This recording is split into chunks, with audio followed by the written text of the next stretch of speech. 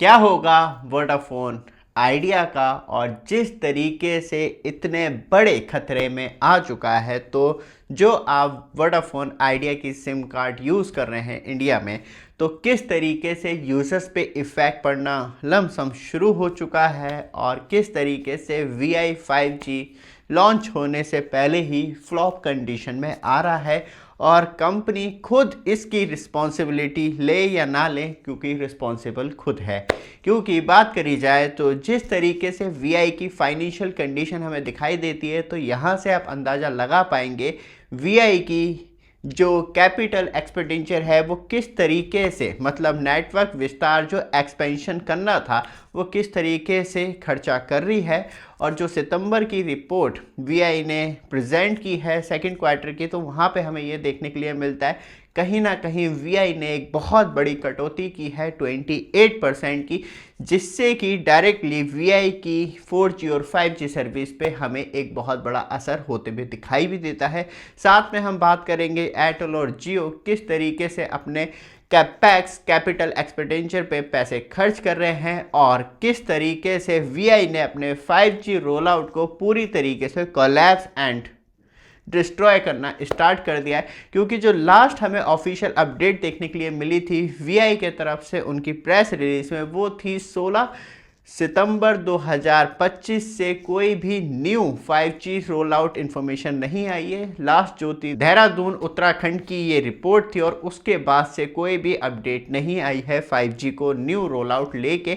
साथ में बात करी जाए तो जो टैरिफ हाइक है, जो लो वैल्यूएशन रिचार्ज थे, उन्हें किस तरीके से टेलीकॉम कंपनी हटाने में लगी हुई है, और VI यूजर ज़्यादा से ज़्यादा पे करें उसके लिए किस तरीके से प्लानिंग कर रही है, सब कुछ बात करेंगे इस वीडियो में।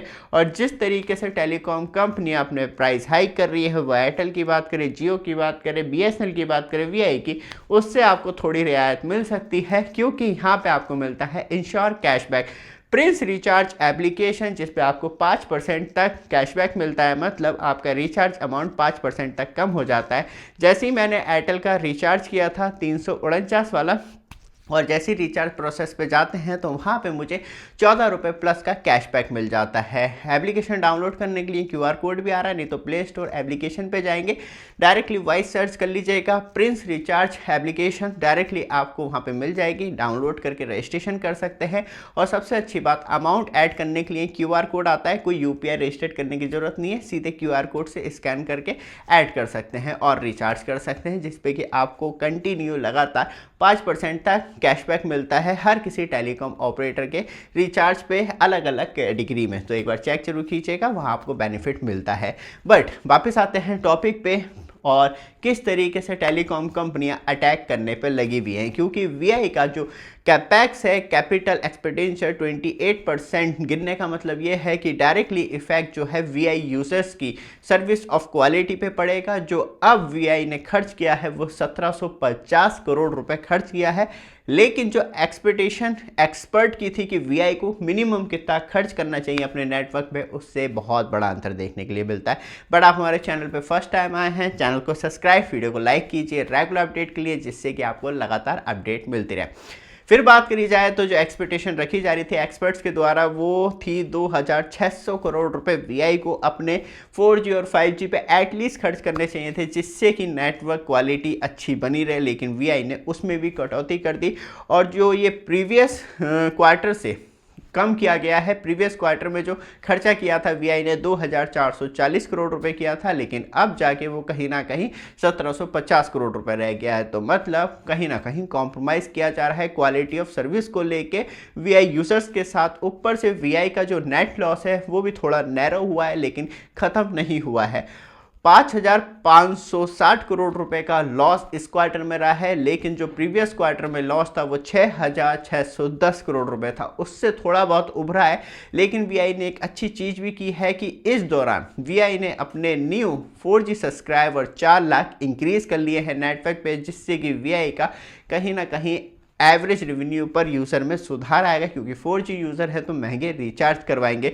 ऊपर से बात की जाए तो total VI user subscriber base जो देखने के लिए मिलता है वो सिर्फ देखने के लिए मिलता है आपको 12 करोड़ 78 लाख सब्सक्राइबर वीआई के पास इस टाइम करंटली तौर पे है। ऊपर से डेटा यूजेस जो है वीआई यूजर्स का 19% इंक्रीज हुआ है, जिससे कि वीआई को फ़ायदा होगा। मतलब लोग महंगे रिचार्ज करवा रहे हैं लेकिन वो बूस्टअप वीआई को नहीं दे पा रहे। ऊपर से जो वीआई का टारगेट है और वीआई की अभी जो रीच है वो भी हमें मालूम चलती है। वीआई का जो मेन टारगेट है 4G को लेके वो है कि 90% लोगों तक अपना 4G नेटवर्क पहुंचाना, लेकिन अभी करंटली कंडीशन जो है 84% है, जहां 84% लोगों को वीआई 4G नेटवर्क देखने के लिए मिलता है। लेकिन तब हम ये बात वीआई 5G नेटवर्क की बात करते हैं तो वहाँ पे हमें पूरी तरीके से डिस्ट्रॉय देखने के लिए मिलती है वीआई की थिंग, क्योंकि जो 17 सर्कल के अंदर वीआई ने अपनी 5G सर्विस लॉन्च की है वो सिर्फ 19 सिटी के अंदर की है। मतलब यहाँ डिस्ट्रिक्ट की नहीं, एक पार्टिकुलर सिटी की बात की जा रही है। डिस्ट्रिक्ट में गांव कस्बे सब आ जाते हैं, लेकिन सिटी में बस वो सेंट्रल एरिया आ जाता है 2.5 से 3 किलोमीटर मैक्सिमम। और यहाँ पे आप देखेंगे तो वीआई का 5G किस तरीके से ग्रो कंडीशन में, मतलब अराउंड 2 महीने से कोई भी न्यू 5G सिटी लॉन्च नहीं की गई है। जहाँ बड़े बड़े वादे किए जा रहे थे कि हम 50 सिटी, कम से कम हम 100 सिटी का टारगेट रखेंगे, वो सब कुछ खत्म होता हुआ दिखाई देता है। यही बात हम एयरटेल की करें, कैपेक्स की, capital expenditure for network expansion के लिए, तो एयरटेल ने जो खर्च किए हैं इस क्वार्टर में वो 28,500 करोड़ रुपए खर्च किए हैं अपने नेटवर्क पे। और जियो की बात करें तो 29,500 करोड़ रुपए खर्च किए हैं 4G और 5G नेटवर्क को और ज़्यादा बढ़ाने के लिए और उसे पूरी तरीके से वर्किंग कंडीशन में स्टार्ट करने के लिए। इस वजह से एक बहुत बड़ा गैप एंड खाई होती चली जा रही है प्राइवेट प्लेयर्स के अंदर भी।